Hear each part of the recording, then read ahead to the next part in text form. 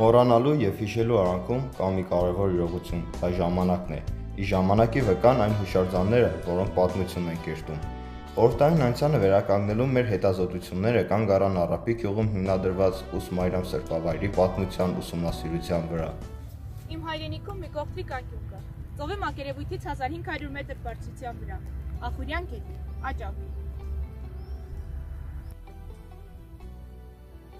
Այս հարազատ անկյունը Հայաստանի Հանրապետության Շիրակի մարզում է, արհեստների ու արվեստների մայրաքաղաք Գյումրիից 7 կիլոմետր դեպի արևմուտք։ Սա մեր սիրելի Առափի գյուղն է, բազում փորձությունների միջով անցած, տարբեր դարաշրջանի փոփոխությունների ենթարկված, բայց միշտ կանգուն։ Իր հնաբնակների համով հոտով պատմություններով, մարդկանց բնավորություններով, կենցաղով ու սովորություններով։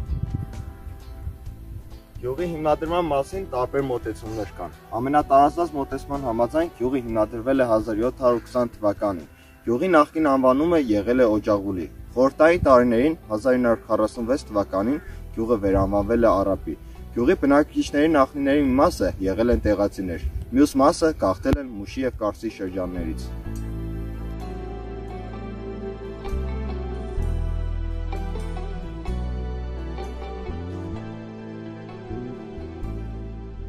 Երկու դարաշրջանների խորհրդային եւ հետխորհրդային հասարակարգերում է ապրել գյուղի ամենատարեց կենդանի վկան Վազգեն Հարությունյանը։ Մեր գյուղում իսկական բնակություն հաստատվել է հայերի կողմից 1730 թվականին։ 1730 թվականին Վանի, Մուշի, Խլաթի շրջանի Կոչյան գյուղից հայերը գաղթել են այն ժամանակ մեր գյուղում ուրեմն թուրքեր են եղել, թուրքերը քաշվել են դեպի իրենց սահմանը, եկել են բնակություն են հաստատել մեր գյուղում 1730 թվականին, ընդ որում գյուղի առաջին բնակիչները եղել են իմ պապերս։ Իր պատմության ընթացքում Առափին կենսագրություն է կերտել եւ այդ կենսագրության էջերում բազմաթիվ կարևոր տարեթվեր ամրագրել։ Տարեթվեր, որոնք նրա գոյության ճանապարհի նկարագիրն են ներկայացնում, բնորոշում նրա մարդկանց, մարդիկ, որ շենացրել են իրենց օջախը եւ այդ շենի պատմությունը հյուսել։ Գյուղի պատմության հետ ծերտորեն առնչվում է 1877 թվականից 1878 թվականների ռուս-թուրքական պատերազմը, որի ժամանակ Հայաստանում կառուցվել է առաջին մետաղյա կամուրջը, ապահովելով ռուսական բանակի անարգել կանցումը Ախուրյանի վրայով եւ Կարսի գրավումը։ Առափիի համար փախտորոշ են համարվում 1918-ից 1920 թվականները։ Գյուղը թուրքական զորքերի կողմից ենթարկվել է թալանի, որից հետո անմեղ եւ անպաշտպան ժողովուրդը թողնելով իրենց բնակավայրերը, ապաստան են գտել այլ վայրերում, հասնելով անգամ մինչև Երևան։ Թուրքական բռնաճնշումների պատճառով գյուղը դատարկվում է, սակայն խորհրդային տարիներին բնակչությունը հնարավորություն է ստանում հետ վերադառնալու։ Առափիում բնակություն էին հաստատում նաեւ եզդիներ, ովքեր ունեն իրենց մեծ ներդրումը գյուղի պատմության կերտման գործում։ Գյուղի հավատքը անսասան պահելու նպատակով Աստծո զորությանն ապավինելով Առափին ունեցել է նաև եկեղեցի, որի մասին մեծ տեղեկություններ տվել են գյուղի հնաբնակները, սակայն խորհրդային ժամանակահատվածում հակակրոնական քարոզությունը չէր կարող իր ազդեցությունը չունենալ նաև Առափիի հոգևոր կյանքի վրա։ Ստալինյան բռնաճնշումները հասան նաև մեր գյուղ։ 1930-ական թվականներին խորհրդային Հայաստանում փակվել էր մոտ 800 եկեղեցի։ Առափիի գյուղական եկեղեցին հիմնահատակ քանդվածների հիմնում էր։ Խորհրդային տարիներին ընդհանրապես կրոնը անտեսված էր եւ շատ նշանավոր մարդիկ, որոնք որ 1937-38 թվերին հարում էին դեպի կրոն, նրան ակսում էին, նրան բանդարգում էին։ Եվ շատ մարդիկ մեր գյուղից ունեցել ենք մենք սեփական տերեր եւ մեր ժամը գտնվել է Աշման գյուղապետարանի տեղում։ Ինչքան էլ խորհրդային հակակրոնական դասերակցությունը մտնում է գյուղի ամեն տուն, ամեն օջախ եւ արգելքներ տնում մարդկանց կրոնական հավատալիքների վրա, բնակիչները, լիներ գաղտնի, թե բացահայտ, իրենց բնակության տարածքներում հիմնում են մատուռներ, կատարում ծիսական արարողություններ, մկրտություններ եւ բավարարում իրենց կրոնական բաժմունքները։ Ժողովուրդներն են, որ իրենց սրբազան պարտքը կատարելու համար ուրեմն գյուղի ժողովուրդը ամեն շաբաթ կիրակորեն բարձրանում էին եւ ուրեմն կատարում էին մոմավառություն։ Գյուղից հյուսիս Բարձրադիրասվայրում կառուցված Ուսմայրամ մատուրը դարձել է Առափիի բնակիչների անվտանգության ու անսասան հավատի խորհրդանիշ։ Մատուռի հիմնադրման պատմությունը հերոսական քայլ էր, որ իրականություն դարձավ խորհրդային տարիներին մեծ չափի հասնող հակակրոնական քարոզչության, շարունակ տեղի ունեցող հետապնդումների պայմաններում։ Գյուղը յուրաքանչյուր բնակիչ անկախ հասարակության մեջ ունեցած դերի ազգային պատկանելությունից իր անձնական հիշողություն ունի մատուռի կառուցման մասին։ Արաբիում ամբողջ արմատներ ունեցող Եզդի Սուլեյմանն էլ ձեռնամուխ եղավ այդ շուրջ գործի իրագործմանը։ Չնայած խոչընդոտների նա կարողացավ համառություն դրսևորել եւ ժայռից փոխված կարապետորներով սրբավայր կառուցել։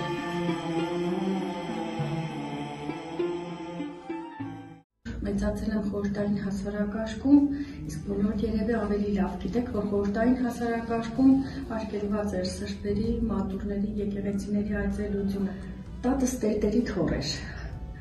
Ոչ մեկը չէր կարող նրան կանխել, որ մենք չայցելեինք Կուրս Մայրան։ Եվ ինչ էր լինում, մենք գնում ենք ամեն կիրակի։ Մոմերը տատս վերցնում էր, ձեռքերս բռնում եւ գնում էինք։ Ամեն գնալուց մի հատ աղաբեկված տեսարանի էինք աղանատես լինում, քարերը շուռ էր տված, գերեզմանածը փակված էր խողով կամ քարերի բույրով, այդ փոքրիկ թատիկներով ես ու քույրիկս մաքրում էինք, դա պարտադիր բացում էինք, որ խաչը երևար, պարտադիր, տատս սկսում էր քարերը դասավորել, շարել, եւ այսպես բազմաթիվ անգամ։ Արաբի գյուղի ցանկացածերում պարտադիր կիրակի օրերը գնում էր մոմավառության այնտեղ, պարտադիր էր տարել բոլորի մեջ, դա այնպիսի տեղ էր, որ հավատքով էին գնում եւ զորությունը կար։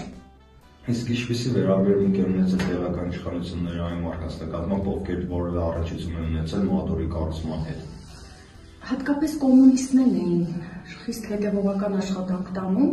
որպեսզի մատուռը գոյություն չունենա, քանդում էին, բայց դա մենք չէինք տեսնում։ Երևի գաղտնի երեկոյան կամ գիշերը գնում էինք, քանդված էինք տեսնում, բայց Սլոպապը պահպանում էր դա, չէր թույլ տալիս երբեմներ։ Քարագործ վարպետի դրած հիմնասյունը 2 հայ եւ եզդի ժողովուրդների հավերժ բարեկամության վկայությունն է նաեւ։ Սուլեյման Քալաշյանի ժառանգներին գտնելու մեր ուղևորությունները մեզ հասցրեցին Վաղաշապատի տարածաշրջանի եզդիաբնակ Ֆերիկ գյուղ, որտեղ ապրում է վարպետի դուստրը, բանաստեղծուհի Անահիտ Շարոևան։ Մատուռը մի երկար սետ տապանակար էր։ Վրեն շատ ցածր մի մետրի 70 սանտի բարձրության ստից քարերով շարած այնքան, որ անձրև չկար տապանակարի վրա։ Մեկ է ժանգոտած ժիշտ էր գծած վրեն, ծածկված որպեսզի, բայց ամեն շաբաթ, ամեն կիրակի շատ խոսք կար դեպի Կուրս Մայրան։ Գալիս աղոթում էին, մոմեր էին բերում, մոմեր էին վառում, նույնիսկ Լեռնականից տարիկար որ կանայք հետները փոստ, ոչխարի փոստը կուլուլած շոկեքի մեջ հռում էին, զնգի էին գալիս այդ փոստի վրա զնգացող աղոթում էին, փոքր քիչ կարի անցնում։ Մենք էլ երեխեք չենք հասկանում, իրանք որ ձեռքերը բանում ունեմ, աղոթում էին մայրի աղջիկներով, սենքյուշներից ես էի մենակազմության պրեզդի, իմ հայրերով, բան հետաքրքրության համար, որ դեմ շատ է գալիս, մենք իր տանտիս ինքել է, ինչ են անում, աղոթում էին, նույնիսկ լացուր, խնդրում էին խաղաղություն, հացին եժանություն, մահին թանկ։ Դենց տարիներ անցած երազում էր պապաս, որ Կուրս Մայրանը կառուցենք, այդ քարերը չլինի, որ այսօր գալով շատ կար։ Քար բերեց, հանգիրից գնաց Պերկյուրին մոտիկ հանք կա երևի կգիտենակ էլ, բերեց իժեք սրա շարեց, Մելիք պապը այն ժամանակ գյուղսովետի քարտուղար էր, այդ որ թվերինը, որ ես ասում եմ, այսօրվա պես հիշում եմ, ուրեմն զանգել էր միլիցիա այն ժամանակ, չէր կարելի խորհրդին ժամանակ, որպեսզի սուրբ կար, եկան միլիցիայի պապայից բռնեցին տարան, Բիլիսով եկան բռնեցին տարան, արդեն ուշ ժամ էր, մամաս լացում էր, թե կարող է պատճթողան, կարող է սինջեր եկին, ես ես փոքր երեխեքից ոչ պահեմ, եկան բռնին տարան, մեզ օտարած երբեք չենք զգացել, շատ ցավատ, ոնց ասեմ, հարազատորեն են մոտեցին, մենք Արաբիում, և Հայաստանում, մենք մեզի օտարած երբեք չենք զգացել։ Արաբիում միմյանց հետ կողք-կողքի ապրող երկու ժողովուրդների ներկայացուցիչները կիսում էին իրենց ուրախությունն ու վիշտը։ երբեք եզդի բնակիչներն իրենց օտար չեն զգացել։ Դու մի ասա, միլիցեքը ոչ ծեծել էին, մեր միլիցեն շատ դաժան էր ծեծել պալպայից։ Երանի այդ ծերերի ծեղներ պատմին իրականությունը, որ դուք էլ ճիշտ հաստատ իմանայիք, որ ծեծել էր, թևերը կպել էր դուշից, միլիցի թևերը դուշից էր կպել։ Բաբաս ծելից է ես ցավ չեմ զգում, թևերը դուշ կպել էր դուշից էտ, ես տան կուսմայդան ասնեմ, ու թևերը բան կլինի, կբացվի։ Բիլիսն անցել գնացել էր կուսմայդան մեր կայնի, իջել էր ծնգաչուկ, մտել էր կուսմայդան, իրոք իրա թևերը բացված, Բիլիսը դարից իջաղցած եկավ մեր տուրը կայնա, երեխեք ճավ, ներս մտան, ներեղություն խնդրեցին մամայիցս, մեզնից, հարևաններից, որ կներեք զանգելին, չի կարելի, որպիսի մատուր կարուցեն կամ սենց, դեն ժամանակ չէր կարելի։ Ուսել էր, կուզես կարուցե, արդեն դու գիտես, կուզես կարուցե, կուզես կարուցե։ Խորհրդային միության փլուզման նախօրեին կրոնական սահմանափակումների մեղմացումն իր դրսևորումն է գտնում Արապի գյուղում, եւ արդեն խորհրդային միության փլուզումից հետո նոր թափ է առնում կրոնական վերածնունդը։ 1975-ից 1991 թվականների ընթացքում կուսակցական տարբեր պաշտոններ զբաղեցրած 30 տարի Արապի համայնքը ղեկավարած Ալբերտ Այվազյանն իր հիշողություններով կիսվում է մեզ հետ։ Ես Արապում աշխատել եմ շարքային գործընթացական, աշխատել եմ գլխավոր գյուղատնտես, ընդրվել եմ գյուղական խորհրդի դեպուտատ, հետո արդեն չէ, գյուղապետ եղել եմ Երգիրի քանդվելուց հետո։ Ճիշտ է եղել է, աթեիզմ եղել է այն ժամանակցում, բայց խոտենց ձևական եղել է, բայց մարդիկ, ես կոմունիստ եմ եղել, բայց եկեղեցել եմ, գնաց եմ, մոմել եմ վարել, իշ մարդել է դուչիս է դրքի եկեղեցի կերտես։ Այդ մատուրնել եմ գնացել աշակերտներն ու քննությունների ժամանակ կերտային դասաները կոմոմբը վարենք, որ քննությունը բարձրացնենք, դու չեք կերտար։ Ճիշտ է, խանգարել, իշ մարդը չիսեմ չի կերտար, իրավունք չունի կերտելու։ Հենց այդ նույն դպրոցի դիրեկտորությունը կարող պատասխանեց տունը սուրբ կարտել։ Մատուրը գնալու համար ոչ մեկից թույլտվություն առնել պետք չէ, ով եւ ում երբ պետք է ժամանակ կերտար, ոնց որ հիմա։ Ու որևէ մարդ իրանց խոչընդոտ, որևէ մեկի խոչընդոտ չի հանդիսացել, որ ինչի կերտալու իրավունք չունենք եւ այլն։ Նման բան չի եղել հաստատ։ Իսկ հատուկորեն նշված է։ Չէ։ Իսկ ծիսակատարություններ անել է, կնոն կանել է, բանանել է, ով երբ ուզենում է ժամանակել անում էր։ Սուլեյմանի շատ մարդ օգնել։ Թելմանը առաջի օգնական հարավորից հարյուր փողեր հավաքվեցին, բան արեցին, դրամահավաք եղավ, անգանանգություն եղավ։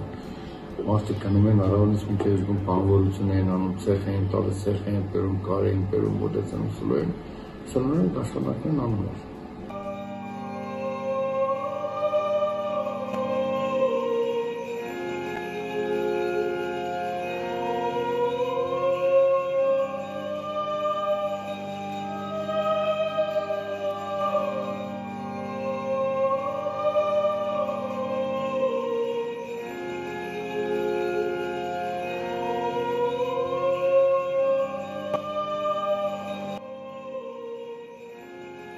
Խորին խոնարհումս բոլոր այն մարդկանց, ովքեր մեզ, սերունդներիս, ավանդել են այնպիսի արժեքներ, որոնց կրողը լինելով արժանապատվորեն կարող ենք ասել. Ես ամուր կանգնած եմ հայրենի հողիս վրա, որովհետև այստեղ իմ պապերն են ապրել։ Անսասան է մեր հավատը, անզոր է այն կոտրել։ Հույս Մարիամ մատուռը հույսի, հավատի, խաղաղության սպասումի, ապակայի լավատեսության հանգրվան է յուրաքանչյուրիս համար, կանգուն վկան մեր հավատամքի։